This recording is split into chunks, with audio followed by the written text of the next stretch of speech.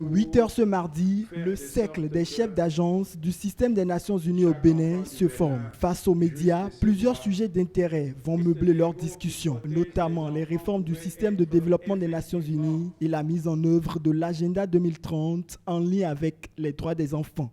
Aujourd'hui, depuis donc le 1er janvier 2019, le système de coordination a une séparation nette entre les rôles de coordonnateurs résidents et les rôles de représentants résidents du PNUD. Donc ça, c'est un élément fort.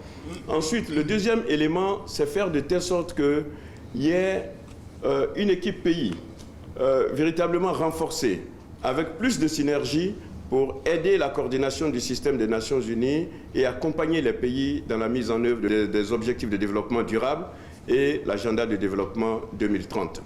À la cantonade, les échanges vont bon train. Les journalistes et les agents onusiens se prennent d'intérêt pour le jeu de questions-réponses afin de comprendre les actions que mènent les Nations Unies.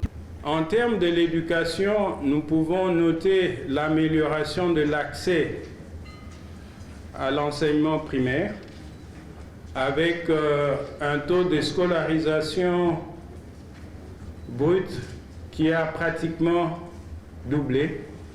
On est passé de 50% de taux de scolarisation brute à 116% de taux de scolarisation entre 1990 et 2017. Plus loin, cette rencontre avec la presse se veut commémorative du 30e anniversaire de la Convention des droits de l'enfant et des 25 ans de la Conférence internationale sur la population et le développement. Sur les droits de l'enfant, on a une loupe sur les questions de population, de prévalence contraceptive, de droits des filles, de droits des mamans, de droits des papas.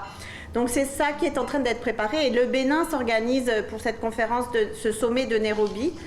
Des engagements sont en train d'être préparés au plus haut niveau. Il y aura une grande délégation du Bénin à Nairobi. Les échanges entre les membres du système des Nations Unies et les journalistes se sont achevés sur les mots d'espoir pour qu'ensemble, tous mettent en priorité la question liée aux droits des enfants et à l'égalité des filles.